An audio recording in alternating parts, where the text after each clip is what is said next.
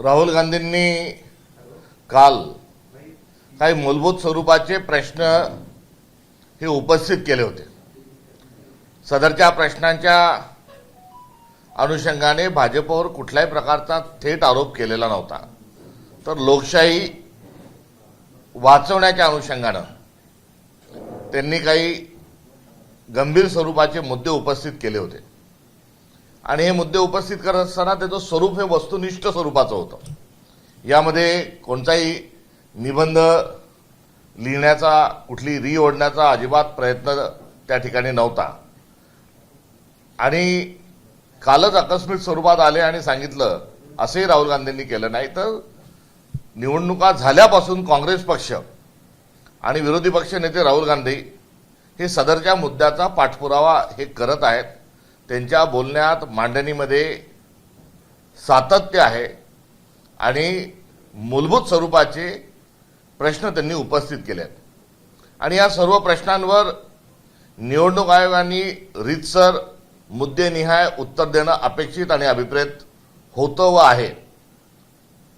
मात्र काल सांगितल्यानुसार जेव्हा राहुल गांधी लोकशाहीच्या अनुषंगानं आणि वाचवण्याच्या अनुषंगानं, टिकवण्याच्या अनुषंगानं काही प्रश्न उपस्थित करतात, तर निवडणूक आयोग त्याचं उत्तर देत नाही। त्याचं उत्तर हे देवेंद्र फडणवीस देतात, अमित शहा देतात, याचा कालच आपण उहापोह या ठिकाणी केलेला आहे।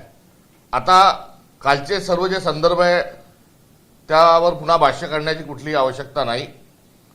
तुर्तास आज देवेंद्र फडणवीस यांनी देखील एक लेख लिहिला आहे आणि तो संपूर्ण गोंधळलेला अशा परिस्थितीत लिहिला आहे। विचारलेले प्रश्न काय, आपण सांगता काय, आणि तुम्हीच या चोरीचे लाभार्थी आहात आणि लाभार्थी जो आहे तो ज्या गोष्टीमुळे लाभ मिळाला आहे त्याची वाहवा आणि बाजू घेणारच आहे।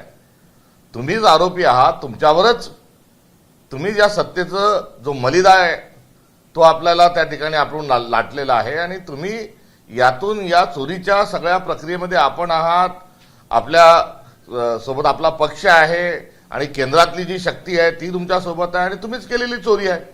त्यामुळे तुम्ही या संदर्भामध्ये खुलासा करणं हे हास्यास्पद आहे आणि राहुल गांधींच्या संदर्भात ते जे जे काही बोलले ते उलटा चोर कोतवाल को डाटे अशी एकंदर परिस्थिती आहे।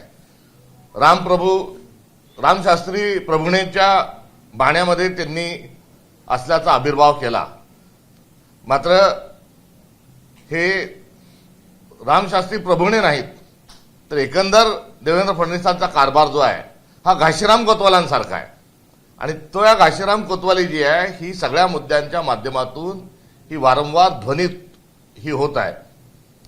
त्यांनी गडचिरोलीला गेलो हे सांगत असताना स्वतःचीच पाठ ठोकटून घेतली।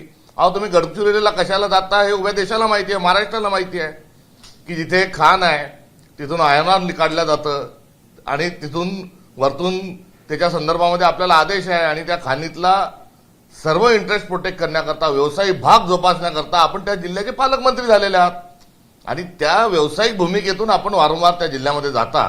त्यामध्ये आम्हाला त्याच्यात काही कौतुक सांगण्याची काही ही आवश्यकता नाही। त्यामुळे तो विषय त्यांनी सांगितला। नंतर काही जी थातूरमातूर उत्तर आहे ती दिली आणि ही उत्तरं देत असताना मुळातच देवेंद्र फडणवीस यांना कुठल्याही स्वरूपात गांभीर्याने घेण्याची आवश्यकता नाही।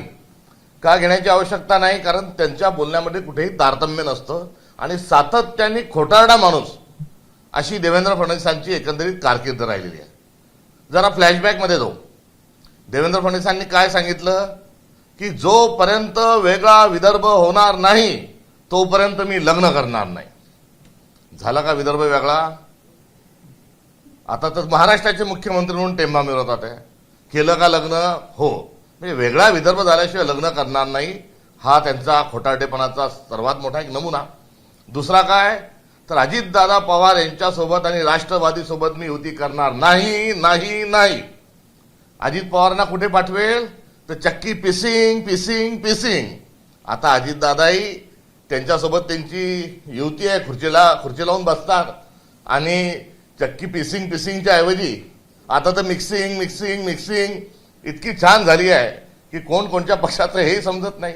हा दुसरा देवेंद्र फडणवीसांचा जो खोटारडेपणाचा पुरावा आहे तो आपल्यासमोर आहे.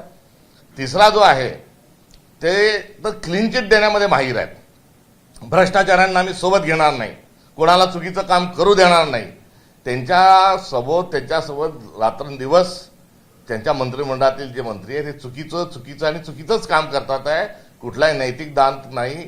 बेताल वक्तव्य करणे, भ्रष्टाचाराची प्रकरणं आणणे, अडाणीच्या घशात पूर्ण महाराष्ट्र घालणे, हा सातत्याने खटाटोप आणि धंदा हा देवेंद्र फडणवीसांनी लावलेला आहे. यासोबतच ते बहादर आहेत. ते पटाईत कशात आहेत तर ते क्लीन चिट देण्यामध्ये पटाईत आहेत. क्लीन चिट पे क्लीन चिट, क्लीन चिट पे क्लीन चिट असा त्यांचा एकंदरीत कारकीर्द राहिलेली आहे. आणि त्या क्लीन चिटमध्ये मागच्या वेळेस त्यांनी स्वतःच्याच पक्षातले काही लोक जे आहेत ते अडचणीत आणले, त्यांना घरी बसवलं, त्यांना क्लीन चिट दिली, तो त्यांच्या पक्षांतर्गत विषय झाला. मात्र नारायण राणेंच्या संदर्भामध्ये मोठ्या प्रमाणावर भ्रष्टाचार झाल्याचं आणि त्यांचे प्रकरणं, त्यांच्या व्यक्तिगत जीवनात त्यांचे पीए कोण आहे, काय आहे, कसे आहेत, कसा भ्रष्टाचार चालतो, कशी लूट चालू आहे, असं नारायण राणेंच्या संदर्भामध्ये त्यांचे सातत्याने त्यांची मांडणी होती, बोलत होते. पुढे काय झालं, त्याच नारायण राणेंना क्लीन चिट दिली आणि आपल्या सोबत त्यांनी घेतलं. पुढे अजितदादांचा सिंचन घोटाळा, 70,000 कोटींचा सिंचन घोटाळा, त्याच्या संदर्भामध्ये बरीच रान उठवण्याचा प्रयत्न केला. थेट दिल्लीला जाऊन नरेंद्र मोदींनाही आरोप करायला लावले आणि त्या अजितदादांनाही क्लीन चिट देऊन आपल्या मंत्रिमंडळात घेतलं. छगनराव भुजबळ साहेब यांचा नुकताच शपथविधी झाला. त्यांच्या संदर्भात एक बेछूट आणि खूप आरोप केले आणि आरोप करत असताना ते जेलमध्ये होते त्याचं समर्थन केलं. जेलमध्येच त्यांनी राहायला पाहिजे अशा माणसांनी इथपर्यंत त्यांची भाषा केली. आणि आता कुठेतरी अजित पवारांना बाजूला ठेवून गळ्याला लावण्याचा आणि क्लीन चिट थेट देऊन छगन भुजबळ साहेबांनाही मंत्रिमंडळात घेतलेला आहे. अशा क्लीन चिटचा मोठा इतिहास आहे. आणि या मोठ्या इतिहासासोबत आता तर त्यांनी कहरच केला. त्यांनी थेट निवडणूक आयोगाला क्लीन चिट देऊन टाकली. याचाच अर्थ काय की यांची क्लीन चिट जी आहे दुसऱ्या बाजूला ही भ्रष्ट आहे. आणि त्यांच्या क्लीन चिटच्या अनुषंगानं निवडणूक आयोगाच्या संदर्भातलं जे पूर्वीचं जे संशय होता, पूर्वीची जी खात्री होती ती अधिक पटली आहे. त्यामुळे हे जेव्हा एखाद्या विषयाची बाजू घेतात म्हणजे निश्चित त्यात काहीतरी काळं बेरं आहे. देवेंद्र फडणवीस साहेब डाल में कुछ काला है अशा प्रकरणाच्या अनुषंगाने बोलत नाही. तो पूर्ण डाळ जो काली है हा त्यांचा कामाचा एकंदरीत आशय आहे.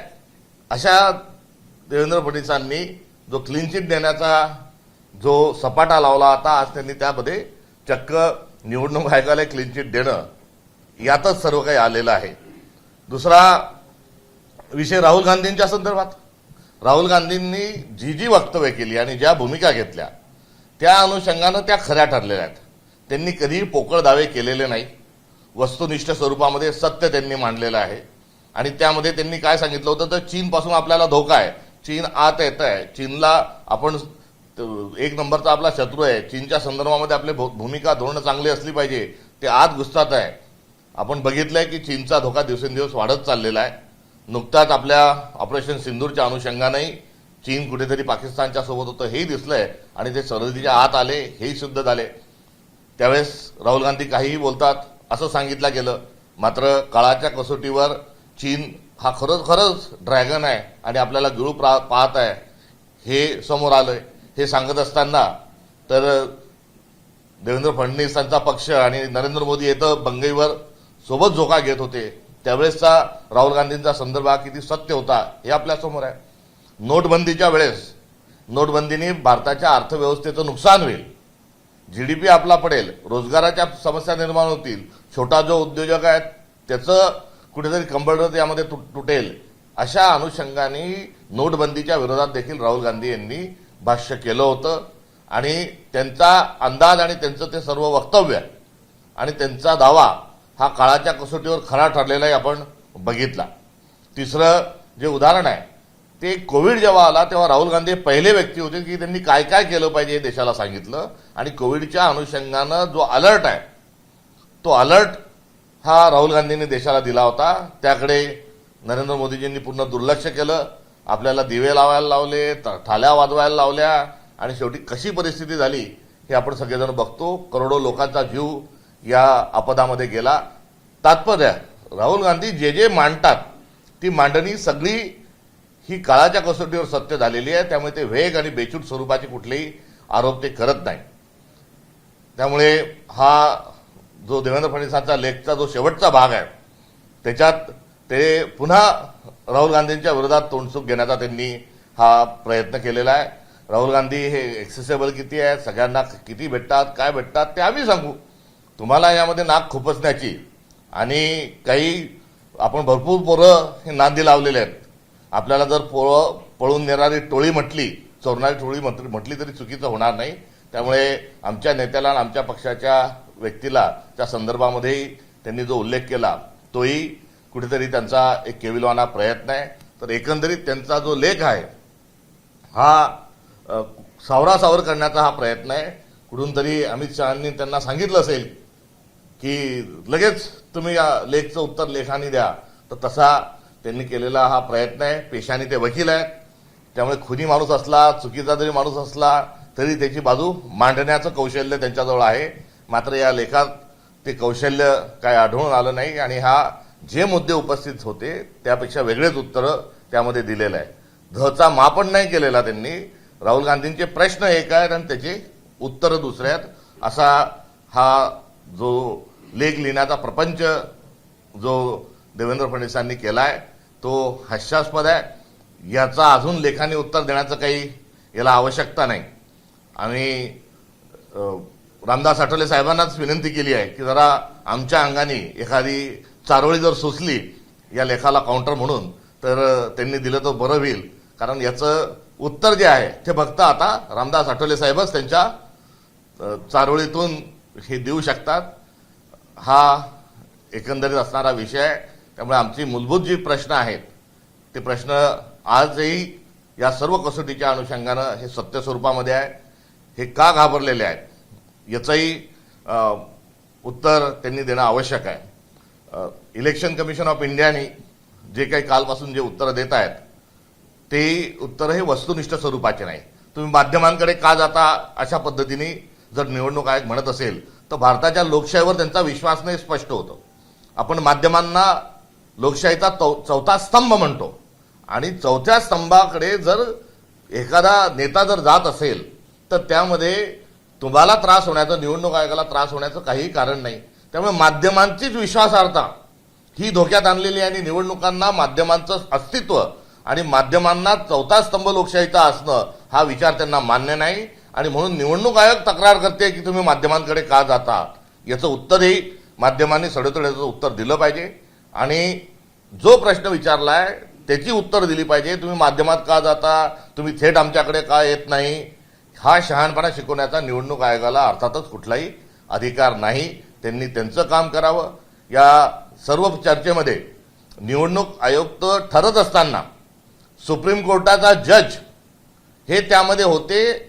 ते कमी करण्याचं जे पाप आहे हे केंद्र सरकारने जे केलेलं आहे याचं उत्तर द्यायला मात्र हे काही कुठेही तयार नाही. 5 वाजेनंतर मतदान कसं वाढलं, इथे वाढलं तिथे वाढलं, अरे असे ठातूर मातूर उत्तर कशाला देता. त्याचं सीसीटीव्ही फुटेज जे आहे ते द्या. जेव्हापासून हा मुद्दा काँग्रेसनी राहुल गांधींनी उचलला तेव्हापासून निवडणूक आयोग जो आहे ते नियम बदलत चाललेली आहे. सीसीटीव्ही फुटेज कोणाला देऊ नका असा त्यांनी आदेशही काढलेला आहे. याचा अर्थ काय की तुम्हाला तुमची चोरी लपवायची आहे हा त्याचा अर्थ आहे. त्यामुळे निवडणूक आयोगाने दिलेले जे उत्तर आहेत हे लोकशाहीसाठी अत्यंत चिंताजनक आहे.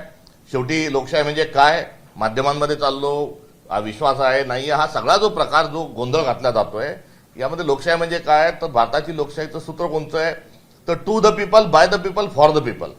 आणि यानुसार हा सर्व लोकांच्या समोर हे सर्व मुद्दे आणण्याच्या अनुषंगाने सत्ताधारींचं देखील नैतिक त्या संदर्भातलं कर्तव्य आहे आणि त्या कर्तव्यापासून ते पळत आहे हे देखील स्पष्ट होतं. शेवटी महाराष्ट्राच्या संदर्भामध्ये जे आरोप आहेत त्या आरोपाच्या अनुषंगानं रांट आम्ही उठवणारच आहोत. तुम्ही काल गडचिरोलीमध्ये होते आणि तिथे कशाला गेले होते आम्हाला माहीत नाही. मात्र आम्ही 12 तारखेला गडचिरोलीला येऊन या प्रश्नाच्या अनुषंगानं मोर्चा जरूर काढणार आहोत.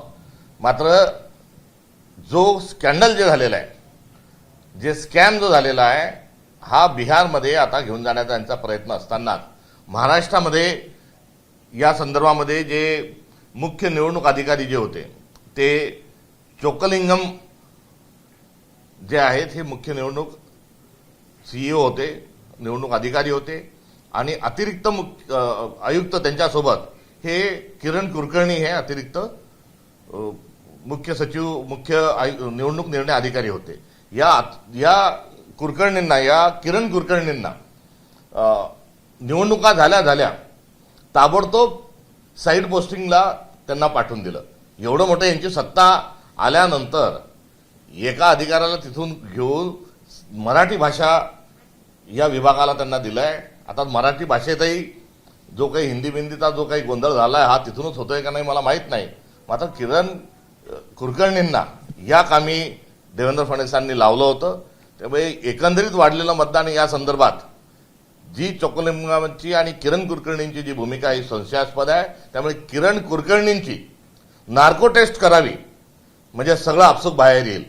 त्यामुळे ही देखील आमची मागणी आहे. हे जे किरण कुलकर्णी प्रकरण आहे यांच्याजवळ हे सगळं हा चिठ्ठा त्यांच्याजवळ आहे. ते हस्तक स्वरूपामध्ये त्यांनी यामध्ये ते कार्यरत राहिलेले आहेत आणि त्यांना ते कुठेही समोर दिसत नाही. त्यांची शाबासकी जी काय दिल्या गेली असेल ती अंधारात दिल्या गेली असेल. मात्र आपण एखाद्या महत्त्वाच्या विभागात त्यांना टाकलं तर लोकांपर्यंत कळेल म्हणून हा कुठेतरी त्यांना लपवण्याचा, मराठी भाषा विभागात त्यांना पाठवणे म्हणजे हा लपवण्याचा प्रयत्न आहे. मात्र सत्य जे आहे ते समोर आल्याशिवाय राहत नाही. त्यामुळे किरण कुलकर्णी यांची देखील नार्को टेस्ट करावी आणि एकंदरीत हा देवेंद्र फडणवीसांचा जो लेख आहे आणि याच्यावरचं जे उत्तर आहे हे भ्रम निर्माण करणार आहे. आणि या भ्रम निर्माण करत असताना जे हक्क आणि लोकशाहीचा जो आवाज म्हणून त्यांना म्हणतात त्यांना नक्षलवादी ठरवण्याचा यांचा जो प्रयत्न आहे हा केविलवाना प्रयत्न आहे. कारण लोकशाही मूल्य ही भारताचा मधला आहे, मूलभूत स्वरूपाचा एक घटक आहे, गुण आहे. आणि हिंसा निर्माण करणं, भ्रम निर्माण करणं, ग्लोबल्स नीती राबवणं, हिटलरच्या तत्वज्ञानानुसार चालणं हा भारतीय जनता पार्टीचा फंडा आहे. त्यामुळे पहिली जो दहशतवादी घटना आहे, पहिली जी हिंसक कारवाई जी आहे तीच नथुराम गोडसेंनी महात्मा गांधींच्या खुनानंतर केलेली आहे. आणि हे स्वतःच हिंसक आहेत. हे स्वतःच लाठाकाठ्या आणि हिंसेचं समर्थन करतात. यांनी जो मूलभूत स्वरूपाचा प्रश्न उपस्थित करेल त्यांना नक्षलवादी ठरवण्याचा खटाटोप जे देवेंद्र फडणवीस जी करत आहेत त्यांना त्यांच्या या सर्व प्रयत्नांचा मी निषेध करतो, धिक्कार करतो. आणि या सर्व गोष्टींमध्ये किरण कुलकर्णींना नार्को टेस्ट करावी. आपण शास्त्री प्रभूने या बाण्यामध्ये आपण असल्याचा आविर्भाव करता मात्र वास्तवात आपण घनश्याम कोतवाल वृत्तीने चालत आहात याबद्दल मी निषेध करतो. मराठी कथम करके तुम्ही अनेक मतदारसंघांमध्ये दावा केला होता की मतदान कसं वाढलेलं आहे, 12%, 13% अशा आकडेवारी आहे. आपण 3 ते 4 उदाहरण देवेंद्र फडणवीसांना दिले. वणीचं उदाहरण असेल, माड्याचं असेल, त्या ठिकाणी श्रीरामपूर असेल, त्या ठिकाणी महाविकास आघाडीचे उमेदवार निवडून आलेले आहेत. मग एकीकडे आपले उमेदवार पडले म्हणून बोर्ड करायचे, दुसरीकडे जिथं मतदान वाढले तिथं देखील आक्षेप का घेतले.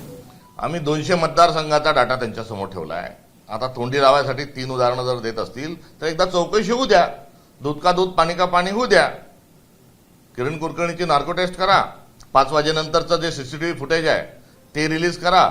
ज्या मशीन्स आहेत त्याचं हार्डवेअर जे आहे ते तपासा. त्याचा मदरबोर्ड जो आहे तो तपासा. सगळं दूध का दूध पाणी का पाणी होऊन जाईल. हा हवाई हमला कशाला करता.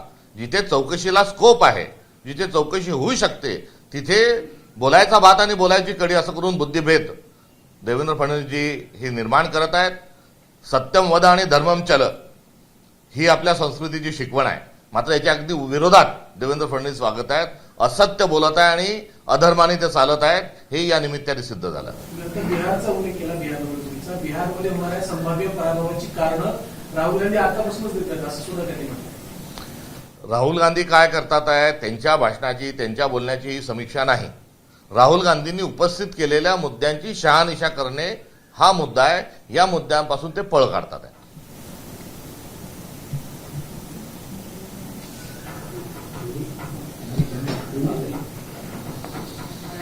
नितेश राणेंनी काल एक विधान केलं होतं की भाजप वरच्या बळावरती किंवा एकंदर मुख्यमंत्री देवेंद्र फडणवीस हे सगळ्यांचा बाप आहे, त्याला कुठेतरी विरोधी पक्षाकडे उत्तर देण्यापूर्वी त्यांचेच भाऊ निलेश राणे त्यांनी ट्विटमधून उत्तर दिले की नितेश राणेंनी थोडं समोरीने बोलावं आणि या प्रकारची विधानं शक्यतो त्यांनी टाळली.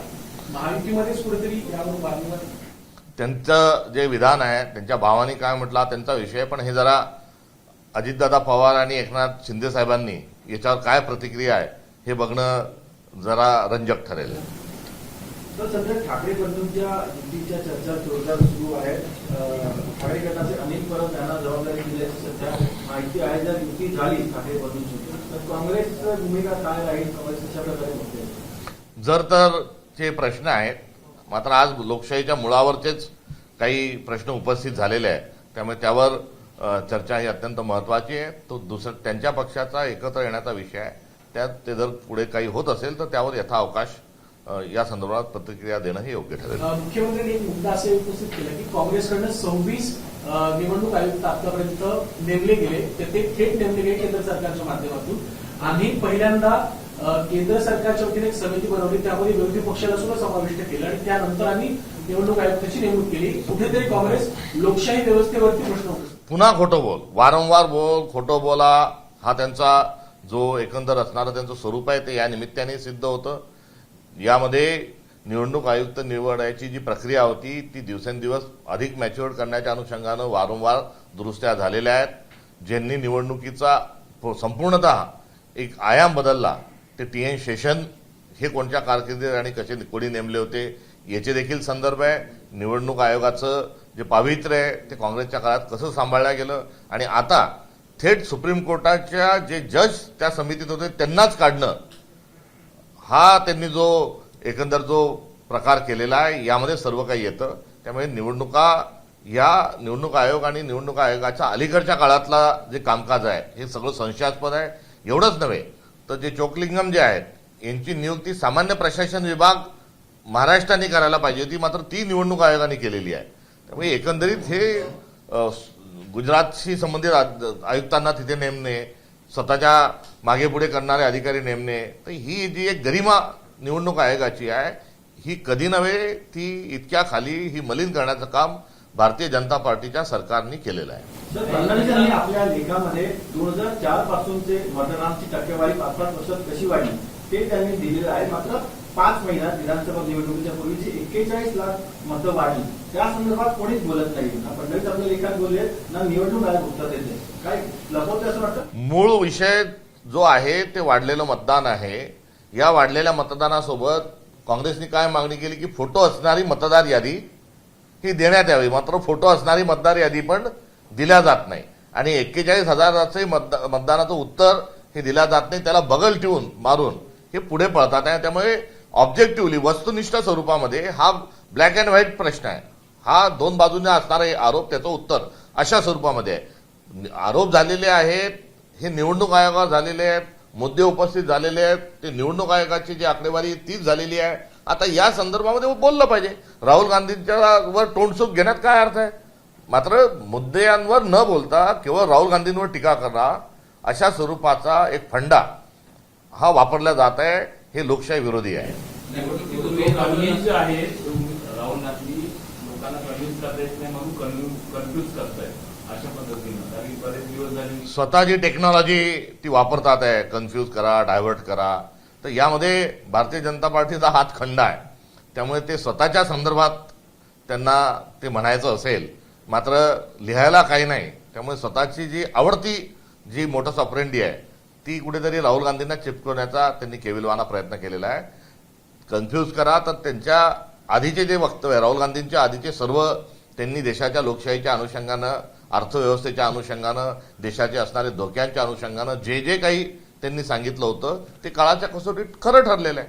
आणि एखादा व्यक्ती जर एखादं भाष्य करतो आणि ते जर खरं ठरतो तर अर्थातच ते गांभीर्याने घेतलं पाहिजे. आणि गांभीर्याने ते जाणून बुजून घेत नाही आहेत ते. त्यांना हे सर्व जे आहे हे याच्या पुढे लोकशाही गुंडाळून ठेवायची आहे. आणि मतदानाचा कसला अपमान केला? मतदानाचा अपमान तर तुम्ही केला मतावर चोरी करून.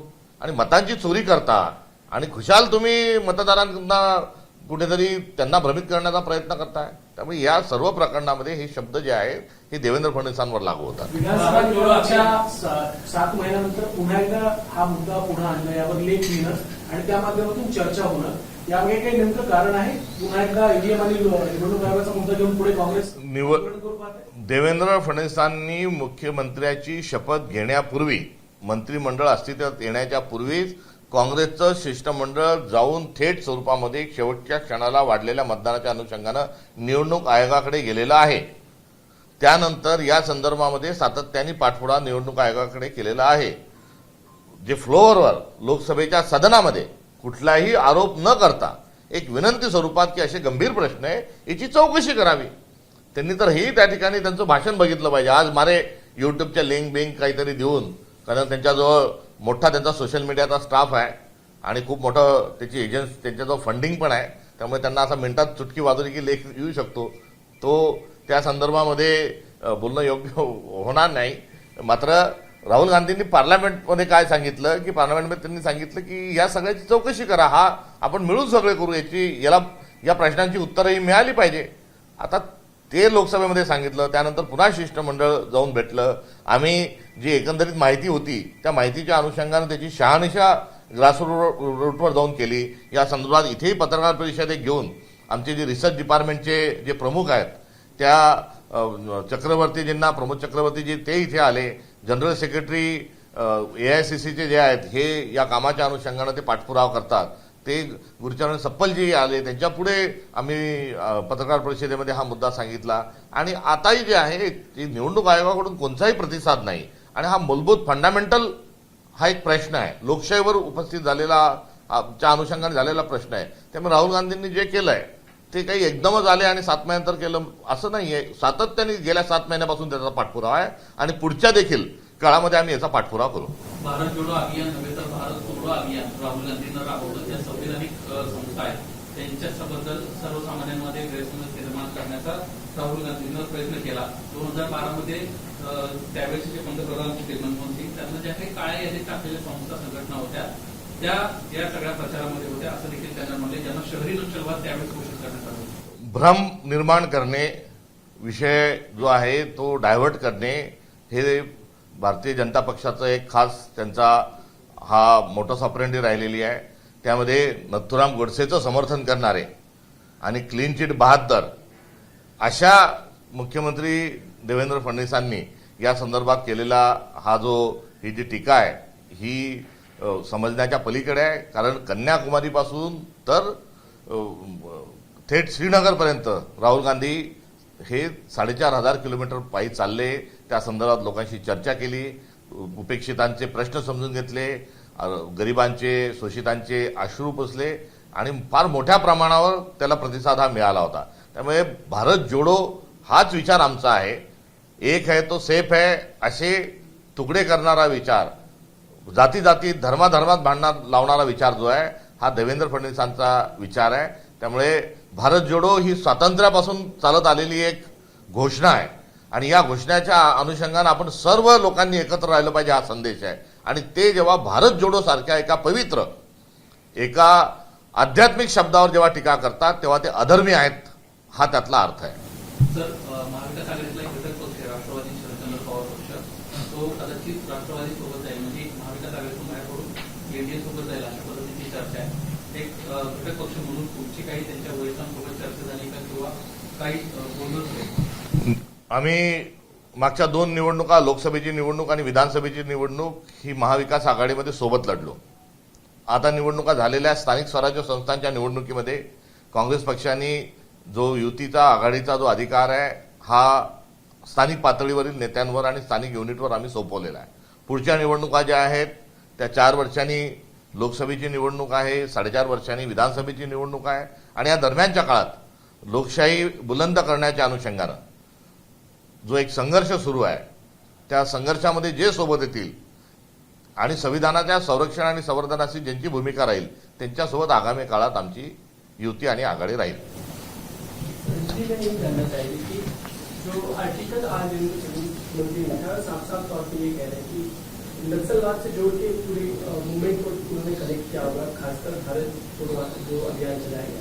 कह रहे हैं खुद प्रधानमंत्री मनमोहन सिंह ने इस पर 12 ऐसे संगठनों को की सूची में डाला था जो आपके साथ उस वक्त किसानों को अभियान में थी। असत्य बोलने में देवेंद्र फडणवीस जी का हाथ बड़ा खंडा है और वो हमेशा लगातार बार बार झूठ बोलते हैं। नक्सलवाद का सबसे ज्यादा जो नुकसान हुआ है वो कांग्रेस को हुआ है। कांग्रेस के बहुत सारे नेता जो है वो नक्सल की चपेट में आए हैं। तो नक्सलवाद ने को खत्म करने का भी जो काम है वो मनमोहन सिंह की सरकार में ही उसका एक ऑपरेशन ये शुरू हुआ था, रिहेबिलिटेशन भी उसमें शुरू हुआ था और बड़े पैमाने पे नक्सलवाद खत्म करने का जो श्रेय है वो मनमोहन सिंह जी को जाता है और पिछले 11 साल से उसी ऑपरेशन को आगे ये सरकार लेके जा रही है। रही बात भारत जोड़ो, ये एक आध्यात्मिक संदेश है। भारत जोड़ो ये आजादी का एक संदेश है और जो आजादी के आंदोलन से खिलाफ में रहे उसी विचारधारा का प्रतिनिधित्व देवेंद्र फडणवीस जी करते हैं। इसलिए उनसे इसके अलावा कोई दूसरी उम्मीद नहीं है। और आप सरकार में हो और ऐसे लोग यदि है तो उनको कार्रवाई करो। और राहुल गांधी जी के साथ चले हैं तो उन पर भी आप केस दर्ज कर सकते हो, मगर बकवास करना ये उन्होंने बंद करना चाहिए। इसके अलावा वो बार ये कह रहे हैं कि उन्होंने खुद सदन में खड़े रहकर सारी जो फिगर्स है, फैक्ट्स है, कई बार रखने के बाद ही आप बार उन्हें सवाल कर रहे हैं। वो कौन होते हैं? सवाल, इन सारे सवालों का जवाब इलेक्शन कमीशन ने देना चाहिए। तथ्य पे चर्चा होना चाहिए, मुद्दों पे चर्चा होनी चाहिए। देवेंद्र फडणवीस अपने आप को क्या समझते हैं? देवेंद्र फडणवीस अपने आप को सर्वा समझते हैं क्या? वही इलेक्शन कमिश्नर है, वही प्राइम मिनिस्टर है, वही जो है वो सुप्रीम कोर्ट भी वही चलाते हैं। तो उनका जो सुपरलेटिव कॉम्प्लेक्स जो कि मैं और मैंने बोल दिया यानी आप लोग मानो, ये उनका जो आविर्भाव है वो बहुत ही गलत है। और उन्होंने उनसे कोई सवाल, उनसे जवाब ही नहीं पूछ, हमारा सवाल ही उनसे नहीं है तो जवाब क्यों दे रहे? जिनसे सवाल किया है वो जवाब दे। साथ ही उन्होंने ये भी कहा है कि जब लोकसभा में चुनाव की मतदान बढ़ा, खासकर पॉकेट केबल में रहा, तब तो आप लोगों ने सवाल नहीं उठाया। विधानसभा में ये भ्रमित कर रहे हैं कि लोकसभा के समय कोई चुनाव मतदान बढ़ा नहीं। जो भी बढ़ा है वो जो अंतराल था लोकसभा और विधानसभा का, इसके बीच में ये बढ़ा है। तो उन्होंने क्या कहा है? तो उन्होंने बकवास ही कहा है सब। तो उस बकवास का जवाब कुछ हो नहीं सकता। बकवास का जवाब बकवास से ही देना चाहिए, मगर वो हमारा तरीका नहीं है। तो इलेक्शन कमीशन ने सारों मुद्दों को पर चर्चा करे। इलेक्शन कमीशन ने लेकिन अभी भी ट्वीट किया, उसमें उन्होंने दिशा भूल करने यानी कि गुमराह करने की बात की कि सारे फैक्ट्स आपको बता दीजिए। उनका सवाल, उनका जो जवाब है वो उन्होंने लिखा हुआ नहीं है, तो उनको कहीं से लिखकर वो आया है, उन्होंने उसको चिपका दिया है। इलेक्शन कमीशन ये एक ऑटोनोमस एक बॉडी है, उनका जो जवाब है वो ऑब्जेक्टिव होना चाहिए था। जो सवाल खड़े किए उसके जरिए उनके जवाब चाहिए थे, मगर उन्होंने पॉलिटिकल ढंग से जवाब दिया है। इतना ही नहीं तो उनकी ये भी शिकायत है कि आप प्रेस के पास, आप माध्यमों के पास क्यों गए?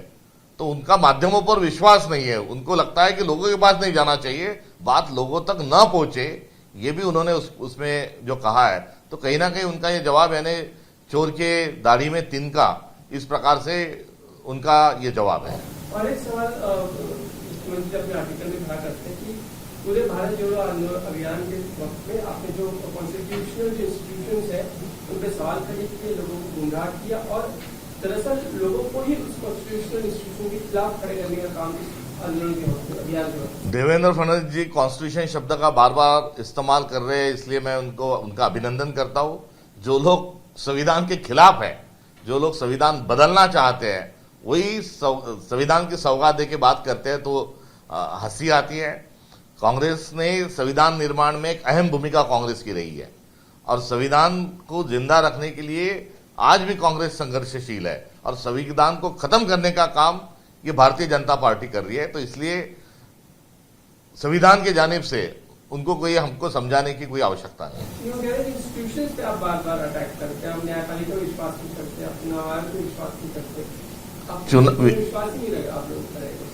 अरे आप पर विश्वास नहीं है ना, सरकार पर सवाल है। चुनाव आयोग में यदि धांधली होती है तो हम चुप कैसे बैठे?